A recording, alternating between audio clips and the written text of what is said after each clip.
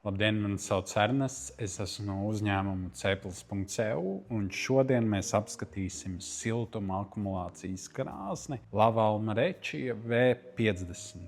Tad pirmā lieta, pirms mēs runājam tieši par krāsnes detaļām, ir jāsaprot, ka šī krāsnes ir nedaudz savādāka kā citas krāsniņas. Galvenā atšķirība ir siltuma akumulācijas tehnoloģija. Par to, kā tā tiek panākta, es pastāstīšu nedaudz vēlāk, bet pamatā šis modelis ļaus krāsni kurināt mazāk, no ieliktās smalkas saņemt vairāk un kopumā padarīt visu šo kurināšanas procesu daudz vienkāršāku un mūsdienīgāku. Ja mēs salīdzinām šo krāsni ar vienkāršāka tipa čuguna krāsniņu, kuras degšanas plus akumulācijas ilgums ir aptuveni 3 līdz 4 stundas, tad šeit degšana plus akumulācija būs 8 stundas. Tieši šīs 8 stundas ir milzīgs pluss, jo aptuveni tas ir miega periods, un mēs varam mierīgi izbaudīt nakts mieru, zinot, ka pamostamies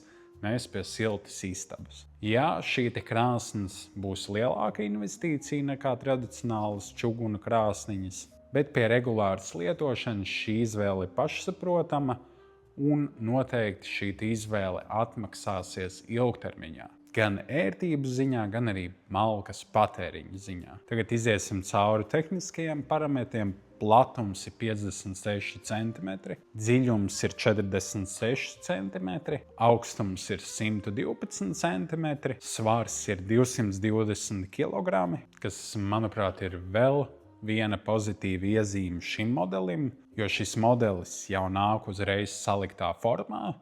Šie 220 kg pavisam noteikti nebūs tik liels svars, lai sagādātu milzīgas problēmas uzreiz to nolikt vietā. Bet, ja gadījumā tiešām ir problēmas ar šo svaru, šai krāsnī noņemās šie stūrīši un visas ziepjakmenes un vermikulīta plāksnes izceļās ārā, un krāsnes paliek vieglāka un izjaucās pa daļām. Bet 95% šī izjaukšana nav nepieciešama un pietiek ar parastiem ratiņiem, lai krāsni uzreiz ievestu, noliktu vietā un nebūtu nepieciešams tērēt laiku nekam citam. Efektivitāte ir 86%, kas, ja mēs iedomājamies pagali, tad no pagales tiek izmantot 86%, un tikai šie 14% tiek zaudēti, kas ir augsts rādītājs, ņemot vērā, ka lielākā daļa čugunu vai arī pat mūrētās krāsnes attīsta efektivitāti tuvāk pie 60%. Tad liels arī malkas ietaupījums. Bieži izskan šis jautājums, vai var kurināt arī ar briketēm. Jā, var. Jāņem vērā, ka briketēm aizkaroties ir augstāka tā temperatūra, tāpēc ir jābūt nedaudz vērīgiem, nepielikt pilnu kurtuvu ar briketēm, jo šis kurināmais ir daudz blīvāks, un tad gan var izraisīt kādu veidu bojājumus, bet normālā kurināšanas režīmā mēs varam izmantot gan malku, gan briketes, kas, protams, ir sausas, zem 20% mitrums. Un pats svarīgākais jauda ir 6 kW. Aptuvenais aprēķins ir platībai līdz 60 kvadrātmetriem. Protams, viss atkarīgs no siltuma zudumiem. Šis siltums arī ir nedaudz savādāks, tā kā šī ir akumulācijas krāsnes. Šis siltums vairāk tiek izdalīts kā infrasarkanais siltums, līdzīgi kā no saules. Nebūs tā, ka gaiss tiek pārkarsēts, kā ar parasta tipa, metāla krāsniņām. Šeit šī krāsnes vairāk funkcionēs kā lielās mūrētās krāsnes. Pamatā tiek uzskatīts, ka šis siltums ir patīkamāks. Dūmmačs šim modelim iznāk tikai no augšas, tā diametrs ir 120 mm, un tas paredzēts pieslēgšanai tikai pie skursteņa. Tad šis nebūs labs variants, ja jūs plānojat šo krāsniņu vēl laist caur siltmūri.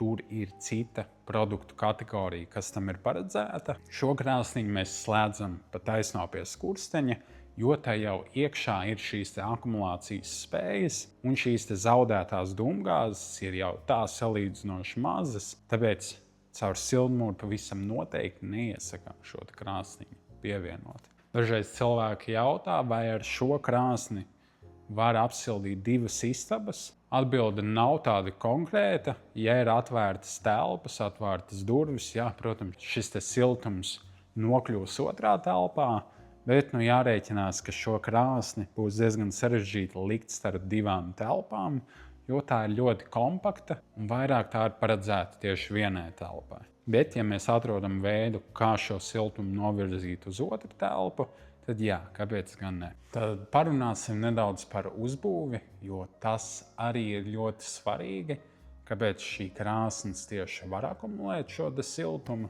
Lai gan no ārpuses tā izskatās salīdzinoši vienkārša, patiesībā sakot, iekšā notiek daudz kas vairāk nekā no pirmā acu uzmetiena varētu likties. Iekšā mums ir nerūsējošā tērauda, tāda kā čūska, caur kuru dūmgāzes lēnām iet cauri. Tās neiziet pa taisno skurstenī, tālāk tās uzsilda vermikulīti iekšējo slāni, un pēc tam jau ārējo ziepjakmens slāni.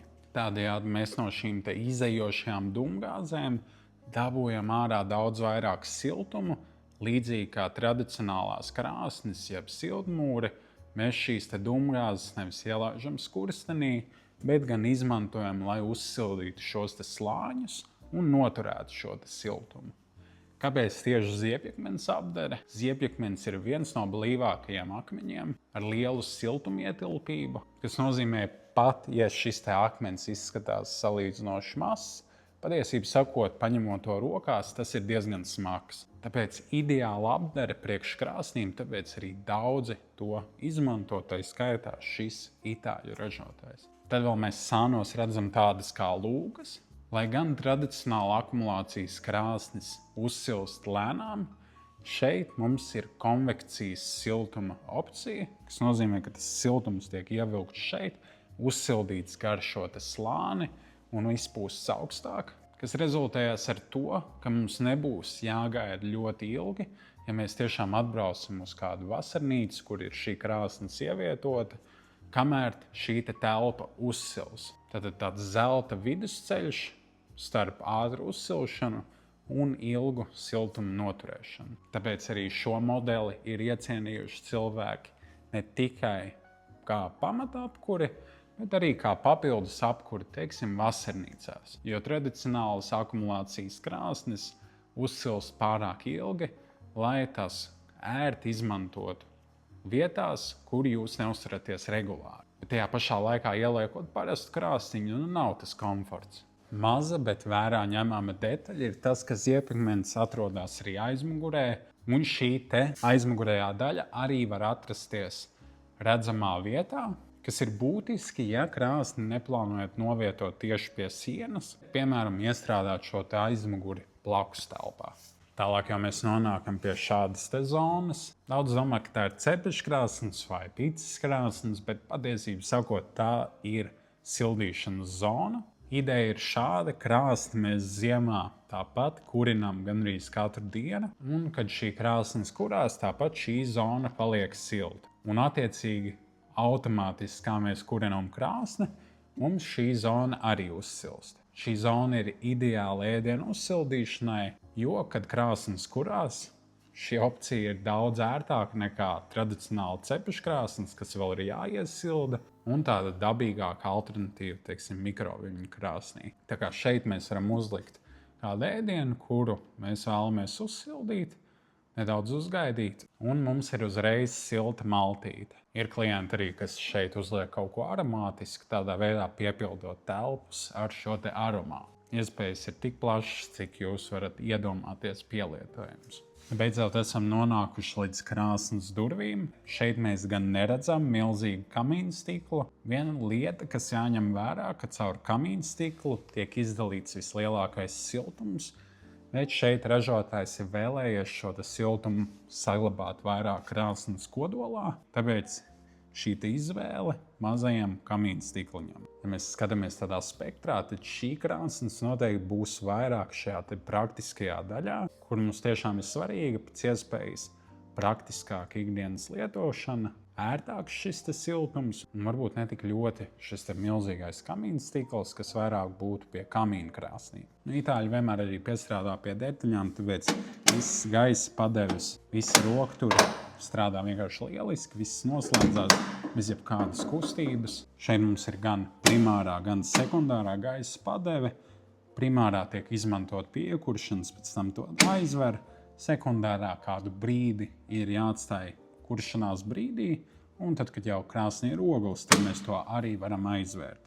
Šeit mums ir 2 režīmi piekuršanas. Mēs varam ielikt šajā te, ka durvis ir nedaudz atvērtas, bet kuršanās stadijā mēs tās vienmēr turam aizvērtas. Rokturis ir no koka, tas neuzkarst, un durvis arī pamatīgi apstrādātas. Biezas, tās ir arī izolētas. No iekšpuses tiek izmantots nerūsējošais tērauds. Malkas ietilpība ir līdz 33 cm, kas varētu šķist salīdzinoši mazs garums, bet jārēķinās, ka patēriņš krāsnī arī nav milzīgs. Tur nebūs jāmet pagale pēc pagales. Faktiski tā kurināšana ir, mēs saliekam kurtuvi pilnu, aizdedzinām to no augšas, un pēc tam tikai pēc kādām 8 stundām sākam domāt par nākamo ciklu. Tā kā, jā, pagaļu izmērs nebūs milzīgi garš, bet šī kurināšana arī būs savādāka, kā, teiksim, krāsnīm, kur visu laiku jāmet malka. Apakšā mums arī izveidota reste no nerūsējošā tērauda, pelnu panna, ērtākai pelnu iztukšošanai, un, protams, arī šāds instruments, ar kuru mēs visu šo te varam izdarīt. Noteikti radies arī jautājums par tīrīšanu, kas, protams, ir būtiska apkopes lieta. Ikdienā mēs izņemam tikai pelnus no pelnu kastes, bet reizes sezonā mums vajadzētu izskrūvēt šīs 6 skrūves, izņemt šo te plāksni, un aiz tās būs tīrīšanas atvere, lai iztīrītu šo te nerūsējošā tērauda dūmgāzu čūsku. Garantija krāsņai ir 20 gadi. Domāju, ka tas vien pasaka ļoti daudz par tās uzbūves kvalitāti. Milzīgs paldies par skatīšanos! Ja ir radies kāds jautājums par konkrēto modeli vai par jebkuru citu mūsu katalogā, mēs esam šeit, lai palīdzētu. Mēs tieši specializējamies malkas apkuras iekārtās, tāpēc ar prieku atbildēsim uz visiem jautājumiem, kas ir saistīti tieši ar tām. Investīcija ir liela. Ja neesat droši, vai šī te krāsniņa būs pati piemērotākā jūsu projektam, mēs piedāvājam pakalpojumu bezmaksas konsultāciju klātienē, kur var atbraukt uz mūsu izstāžu zāli pēc pieraksta netālu no Jūrmalas, un mēs izanalizēsim jūsu projektu un palīdzēsim izvēlēties to piemērotāko modeli bez liekām problēmām. Paldies vēlreiz, un lai siltums katrās mājās!